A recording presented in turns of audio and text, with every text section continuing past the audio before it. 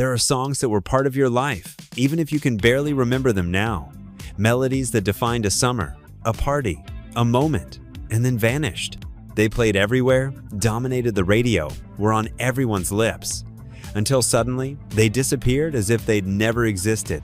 They're no longer on playlists. No one talks about them. But once, they were huge. In this video, you're going to relive 15 rock songs from the 60s that burned brightly for a moment and now seem forgotten.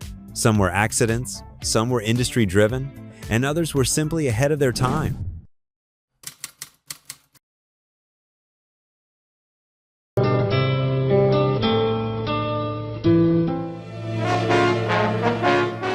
Mason Williams was better known for writing comedy scripts for television than for his musical talent. But in 1968, he surprised the public with Classical Gas, an instrumental piece that blended classical music elements with an accessible, upbeat pop rhythm. Performed on acoustic guitar with orchestral backing, the track became an unexpected hit. It reached number 2 on the Billboard Hot 100 and was widely used in television and film. It earned 3 Grammy Awards in 1969. Confirming its short-term impact. Despite the success, Williams never repeated that level of popularity. He returned to working in television and comedy, leaving behind a brief but memorable musical chapter. Waiting for us good. It ran once here in my heart. Richard Harris was an Irish actor with a background in theater and film. In 1968, he launched a short-lived music career with MacArthur Park, a song written by Jimmy Webb. Known for its complex structure and abstract lyrics, like a cake melting in the rain, the track defied all conventions. Clocking in at nearly 8 minutes, it was considered far too long for radio. Still, it soared to number 2 on the Billboard Hot 100, driven by Harris's dramatic delivery and the song's lush orchestral arrangement. Though the song was a hit, Harris never pursued music in earnest afterward, and this single remains his only major musical legacy.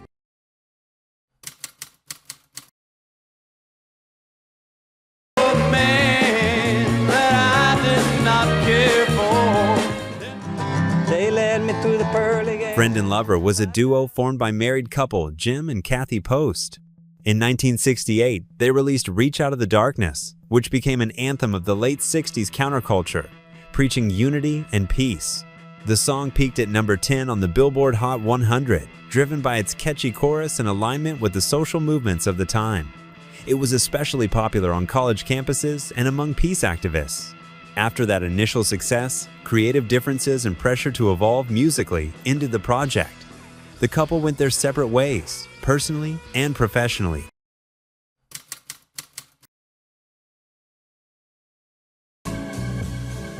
Hey boy, to me Gene Thomas and Debbie Neville were a country pop duo who gained attention in 1968 with the single Playboy. The song had a conversational dynamic, with Debbie warning her man about his flirtatious ways. The light, rhythm, and simple production added charm. Playboy peaked at number 17 on the Billboard Hot 100 and became their biggest hit. Their clean vocal harmonies struck a chord, especially in the American South. Despite their early promise, the duo couldn't build lasting momentum. They eventually split both as artists and as a couple. Did you know this duo? Let us know in the comments if Playboy was a new discovery for you or a nostalgic throwback.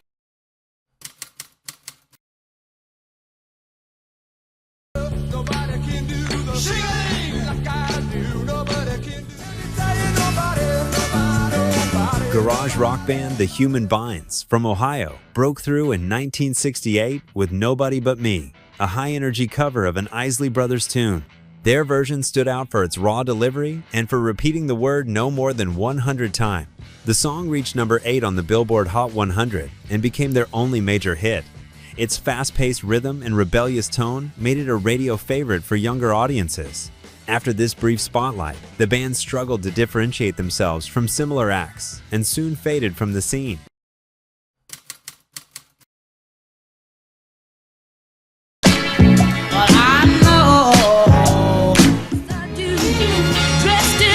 Barbara Acklin, a soulful voice from Chicago, made waves in 1968 with Love Makes a Woman. With polished production, soft horns, and a tender message about love's power, The song stood out on R&B charts. It climbed to number 15 on the Billboard Hot 100 and was a hit in the soul music community. Produced by Carl Davis and released on Brunswick Records, it showcased the smoother side of Chicago soul. Despite her talent, Ackland remained overshadowed by label mates who received more promotional support. Though she stayed active, this was her career peak in terms of chart success.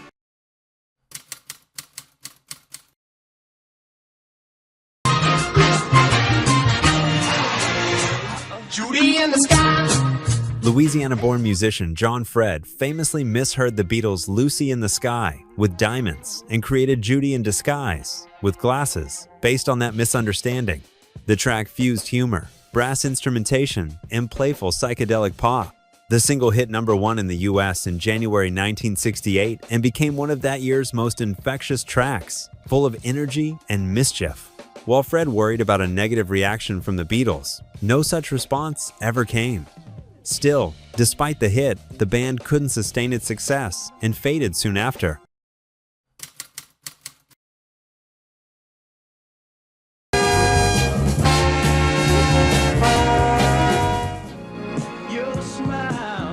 Cliff Nobles released a single with 2 sides. The A-side featured his vocals, while the B-side was an instrumental version performed by his band.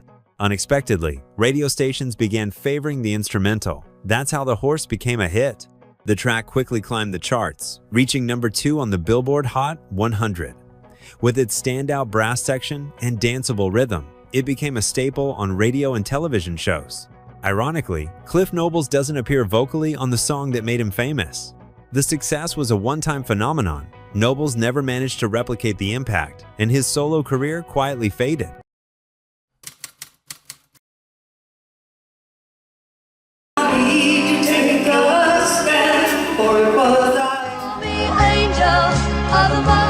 Merrily Rush made her mark with Angel of the Morning, a ballad written by Chip Taylor about an intense, emotionally complex relationship. Rush's heartfelt delivery gave the song an emotional weight that immediately resonated with listeners. The song peaked at number 7 on the Billboard Hot 100 in 1968. Despite its delicate tone, some conservative audiences criticized its lyrics for being too suggestive. But that didn't stop its commercial success or widespread radio play. Rush never managed to maintain her chart presence. Angel of the Morning would go on to be covered by many other artists, but the original singer faded into obscurity. Have you heard another version of this song? Let us know in the comments which one hit you harder.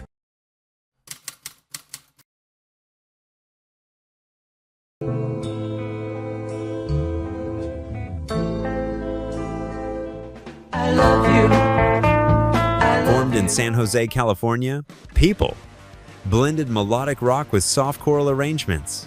In 1968, they recorded I Love You, a cover of a track by the Zombies that became their only national hit. It reached number 14 on the Billboard Hot 100, thanks to its heartfelt tone and simple yet effective production. Frontman Larry Norman later shifted toward Christian music, which caused internal tensions. These creative differences prevented the band from finding lasting stability.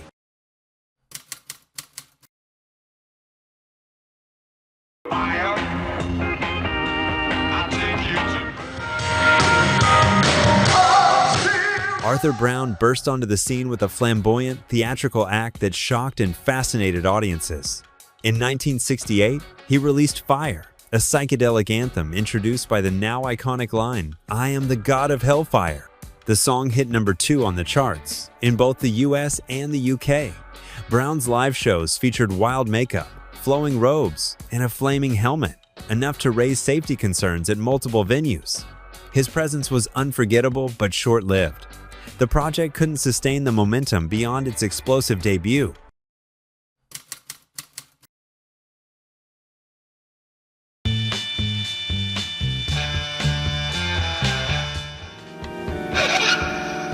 In-A-Gadda-Da-Vida was supposed to be called In the Garden of Eden, but a misheard phrase during recording gave it its final title. Released in 1968, the song ran over 17 minutes, far beyond the radio standard. Despite its length, it became a hit thanks to a radio edit. Its dense, hypnotic style and extended drum solo captured the spirit of late 60s experimentation. While influential in shaping early hard rock, Iron Butterfly never matched the success of this track, and their popularity faded with the years.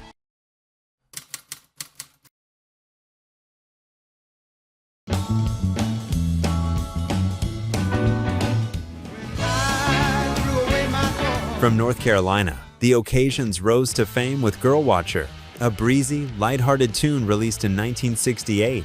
The lyrics featured a man admiring women as they passed, set to an upbeat groove.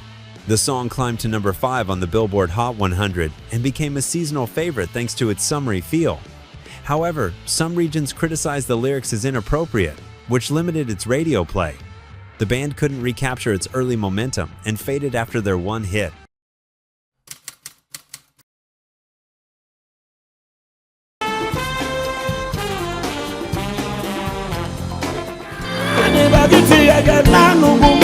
South African trumpeter Hugh Masekela brought jazz, pop, and African rhythms together in Grazing in the Grass. Released in 1968, the instrumental surprised many by reaching number 1 on the Billboard Hot 100. Its catchy brass-led melody and upbeat tempo made it an international success. Though Masekela initially hesitated to record something so light, his team convinced him, and it paid off. Despite his cultural impact and musical skill, Masekela never returned to the charts with the same force.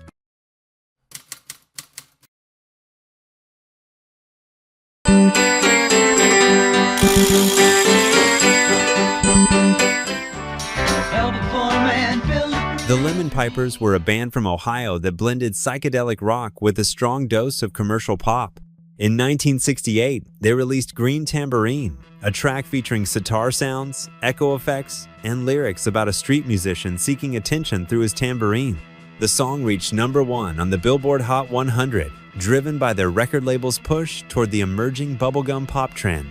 While it became a massive hit, the band members were uncomfortable with the label's commercial direction and yearned for a more serious musical path. Internal tensions and industry pressure eventually led to the group's breakup. Green Tambourine remained their only major hit and stands as one of the clearest examples of a song that defined a moment, only to fade from collective memory soon after. And there you have it. Songs that once ruled the airwaves, played at every party, in every car, and then vanished. What's interesting isn't just that they were forgotten, it's why. Sometimes it was the industry, sometimes internal conflict, and other times it was simply the passing of time. Now it's your turn. Tell us which of these tracks surprised you the most, or share a forgotten song that still lives in your memory but no one else seems to mention anymore. And if you enjoyed this journey through time, don't forget to like the video, subscribe, and hit the bell so you never miss a beat. We'll see you in the next episode, where the music is always eternal.